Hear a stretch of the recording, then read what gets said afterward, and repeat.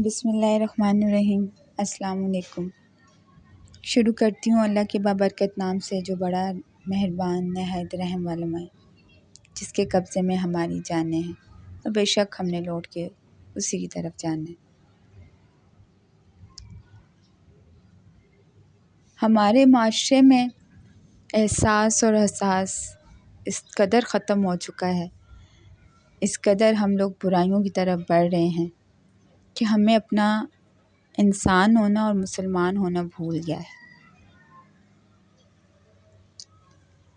ہم لوگ ایک دوسرے کی اتنے عادی ہو چکے ہیں، ایک دوسرے کو انسلٹ کرنے کے اور انسلٹ برداشت کرنے کے، ایک قسم کا اگر ہم کہیں نا ڈھیٹ ہو گئے ہیں، تو وہ مجھے لگتا ہے بالکل صحیح الفاظ ہوں گے ہمارے اپنے لیے یہ استعمال کرنا۔ ایک ہوتا ہے ظالم اور مظلوم کا رشتہ، جہاں پہ آپ کسی کے ساتھ برا کرتے ہیں۔ ظلم کی بہت ساری اقسام ہوتی ہیں، آپ کسی کے ساتھ برا بولتے بھی ہیں تو آپ زیادتی کرتے ہیں، ظلم ہوتا ہے۔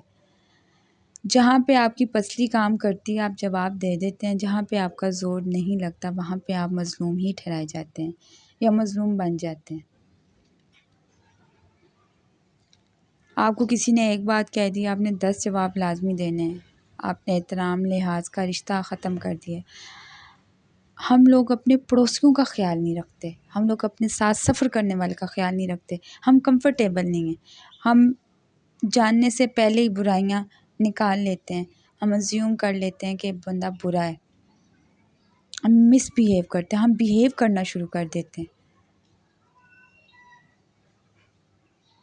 ہمارے کھانے کے طریقے، ہمارے اٹھنے کے طریقے، ہمارے بیٹھنے کے طریقے بالکل ختم ہو گئے ہیں۔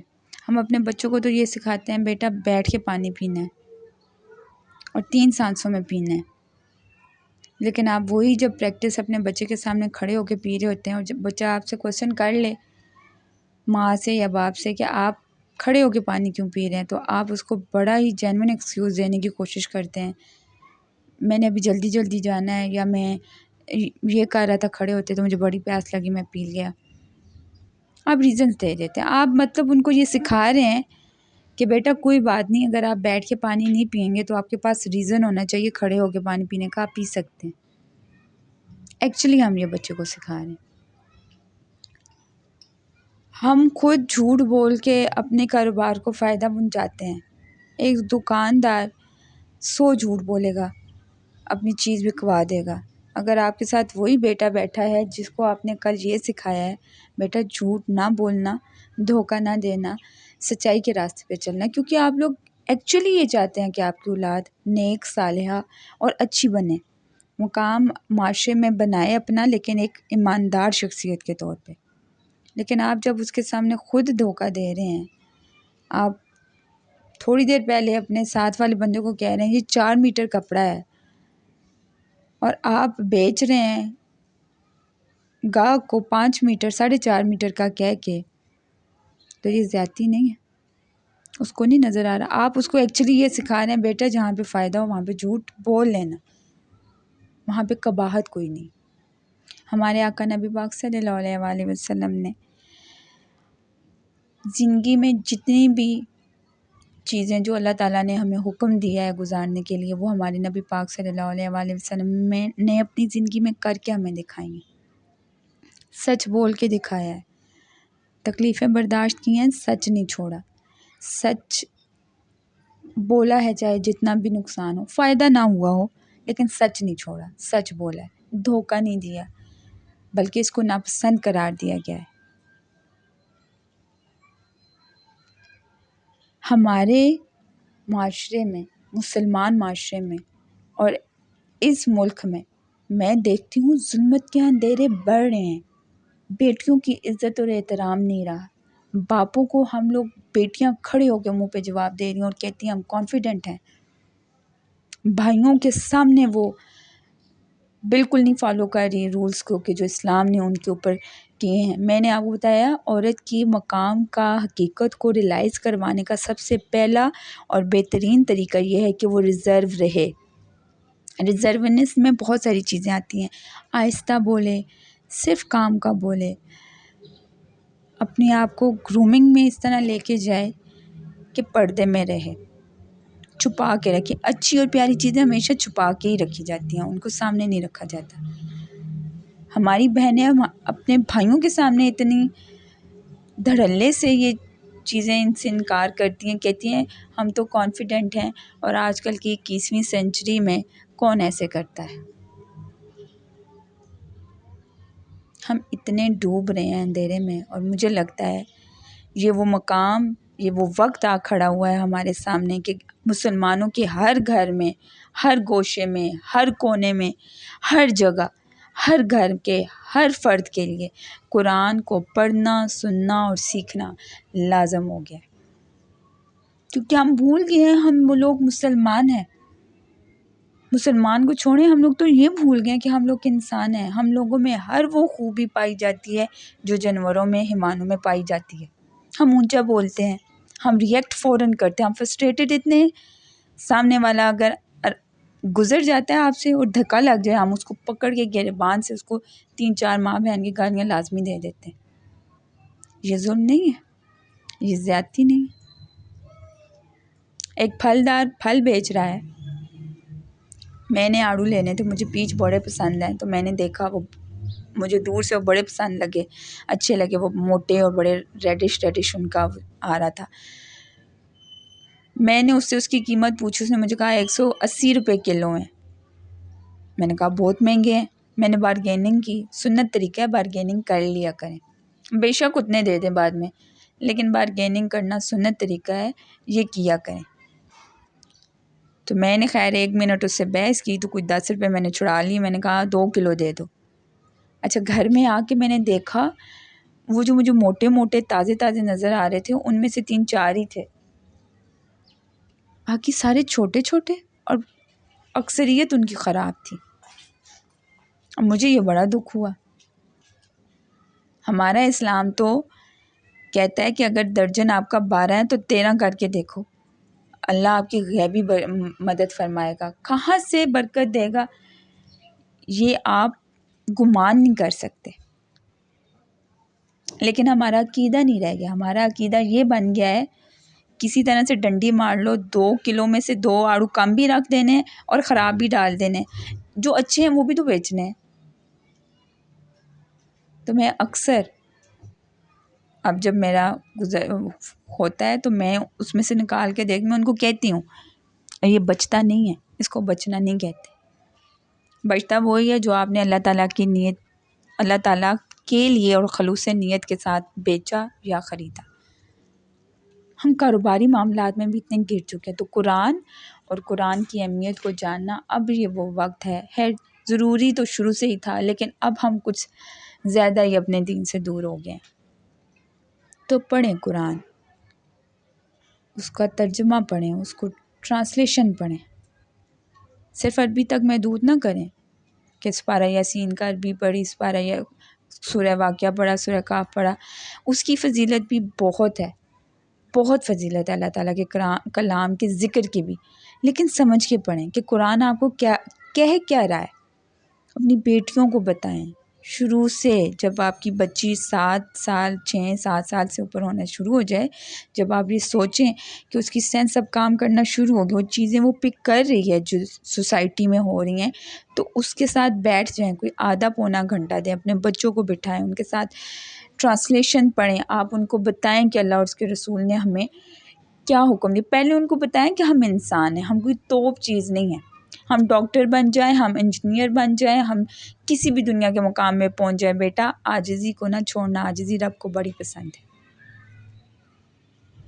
ہم لوگ عاجزی چھوڑ گئے ہیں، ہم لوگ بھول گئے ہیں کہ ہمارے پروردگار نے انسان کے سب سے بہترین چیز جو قرار دیا وہ عاجزی ہے. اپنے مقام کو لے کے کبھی بھی یہ ہم لوگ مائیں دشمنی ہوتی ہے نا ہماری خاندانوں میں برسوں سے، تو ہم نے اپنے بچوں کو فیڈ کر دیا ہوا ہوتا ہے. 5 سال کا بچہ ہوتا ہے، اس کو پتہ ہوتا ہے میں نے اپنے چاچے تائے کے گھر نہیں جانا کیونکہ ہماری دشمنی ہے. کہاں سے سیکھتا ہے؟ ماں سکھاتی ہے، ماحول سکھاتا ہے، گھر سکھاتا ہے.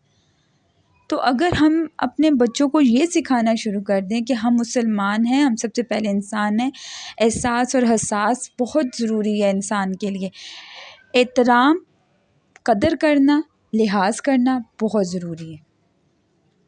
ہم اپنے بچوں کو یہ نہیں سکھاتے کہ بیٹا اگر آپ کے پاس 20 روپے ہیں اور کسی کو 18 روپے کی ضرورت پڑے تو اس کو 19 روپے دینا، 1 روپے اپنے لیے بچا لینا، اللہ تمہاری مدد کرے گا اور دیکھنا بہت بہترین مدد کرے گا۔ خوشی سے دینا، ایسا سکون نصیب ہوگا کہ وہ 20 روپے خرچ کر کے تمہیں نہ ہوگا جتنا تم 18 روپے 19 روپے کسی کو دے کے کرو گے۔ لیکن ہم یہ نہیں کہتے، ہم یہ شو کرتے ہیں کہ ہمیں اپنے بچے سے بہت پیار ہے اور لا انتہا قسم کا پیار ہے کہ بیٹا اگر 20 روپے ہیں آپ کے پاس، کسی نے روپیہ بھی مانگا تو اس کو نہ دینا، خود کھانا، آپ کو بھوک لگے گی۔ تو پھر ہم کیا ایکسپیکٹ کرتے ہیں؟ آپ اپنے بیٹے کو یہ سکھا رہے ہیں اور جب آپ باہر جاتی ہیں، کسی گاڑی میں سفر کر رہی ہیں، کہیں کھڑی ہیں، تو کسی کا بیٹا آپ کے ساتھ اس طرح بیہیو کر دے، کیونکہ تربیت تو پھر تربیت میں سارے مراحل شامل ہوتے ہیں، پھر آپ کو شکوہ ہوتا ہے فلانی نے کیا سکھایا اپنے بیٹے کو۔ آپ نے کیا سکھایا ہے اپنے بیٹے کو؟ آپ کا بیٹا باہر جا کے کسی ماں بہن کے ساتھ کیا بیہیو کرے گا آپ کو پتہ ہوتا ہے، کیونکہ آپ نے اس کو فیڈ کیا ہوتا ہے، آپ نے اس کو سکھایا ہوا ہوتا ہے۔ خدا را مائیں ایسے نہ کریں، اپنے بچوں کو یہ نہ سکھائیں، وہ سکھائیں جو قرآن سکھاتا ہے۔ مجھے یہ جان کے بہت خوشی ہوئی کہ ہمارے ملک پاکستان میں قرآن مجید کو سکولز میں کمپلسری سبجیکٹ قرار دے دیا گیا ہے، اور اللہ کرے اس کا بہت اچھا امپیکٹ پڑے۔ میں ایک جگہ لاہور میں کہیں بینر لگا ہوا تھا اور میں وہاں پہ پڑھ رہی تھی کہ قرآن مجید ہی ہمارے پاکستان کا آئین ہوگا۔ مجھے یہ بڑا اچھا لگا، لیکن بعد میں میرا بڑا دل خفا ہوا۔ میں نے کہا یہ ہوگا کیوں؟ یہ تو شروع دن سے ہونا چاہیے، جب جس چیز کی بنیاد، جس ملک کی بنیاد اسلام اور قرآن پہ بنی ہے، ہم نے انہی چیزوں کو آخر میں آ کے کنسیڈر کرنا شروع کر دیا۔ کیا ہمارے حکمرانوں کو بھی یہ ریلائز ہو گیا ہے کہ نہیں قرآن کی تعلیم اب ہمارے لیے بہت ضروری ہو گیا؟ کب؟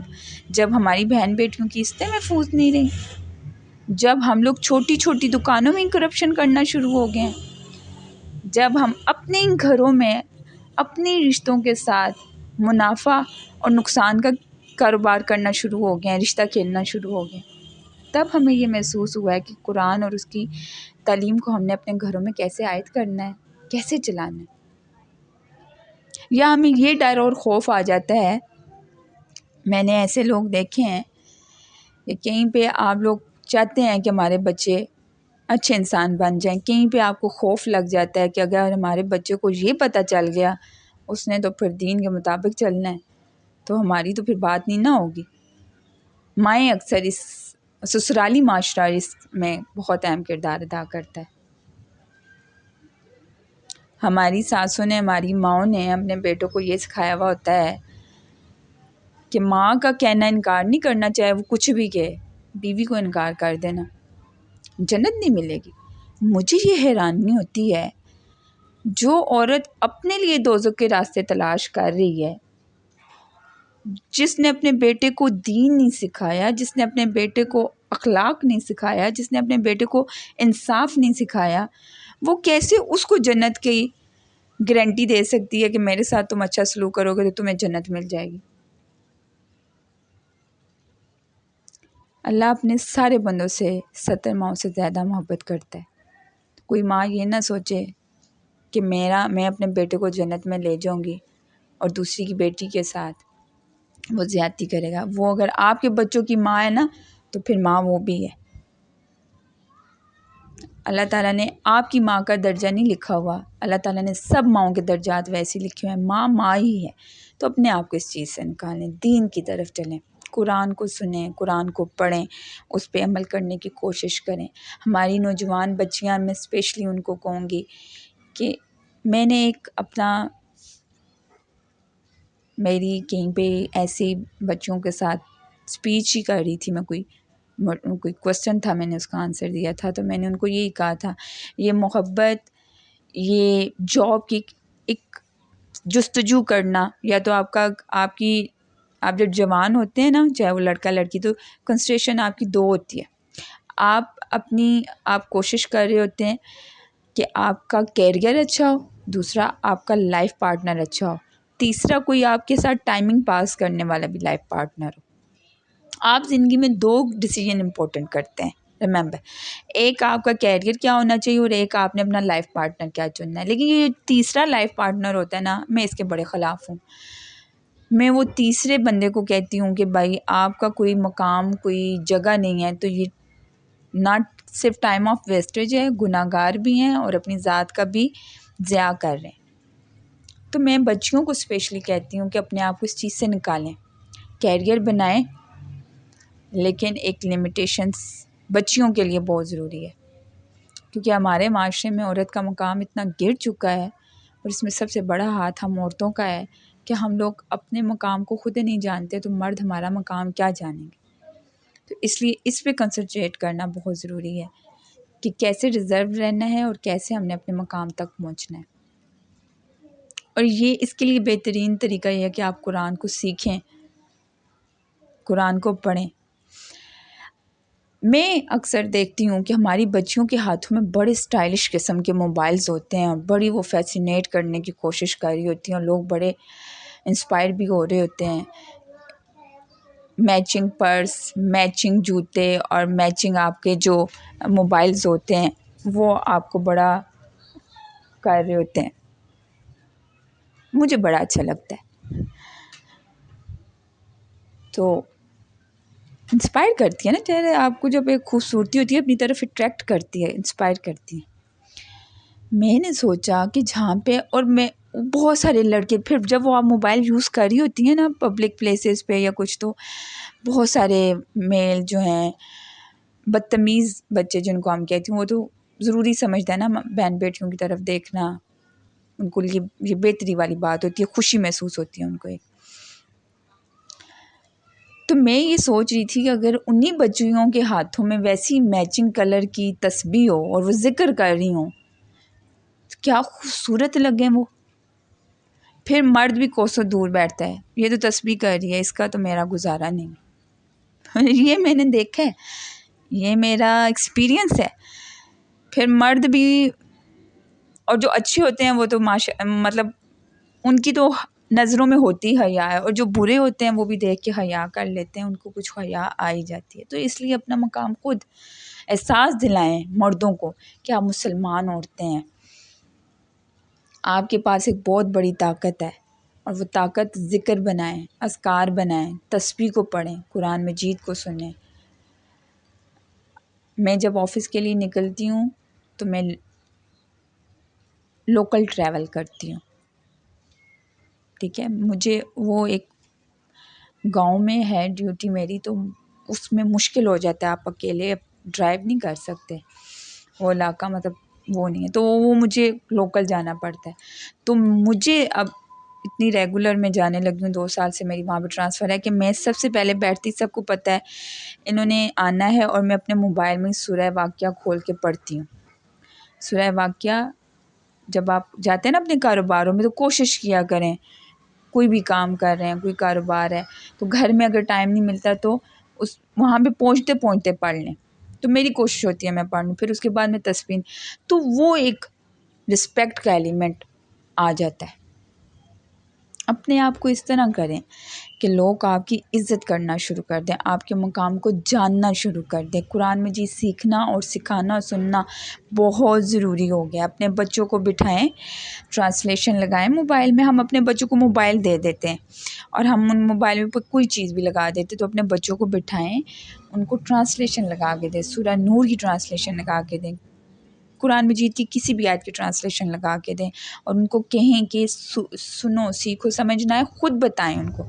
ایک تو یہ آپ سیکھیں گے، دوسرا آپ کی اولاد سیکھے گی، کل کو وہ اپنے بچوں کو سکھائیں گے. اپنے گھروں کا ماحول ایسا بنائیں. اللہ تعالیٰ ہم سب کو ایک دوسرے کے لیے آسانیاں تقسیم کرنے کی توفیق عطا فرمائے. اللہ تعالیٰ ہمیں قرآن مجید پر چلنے کی، اس پہ عمل کرنے کی توفیق عطا فرمائے.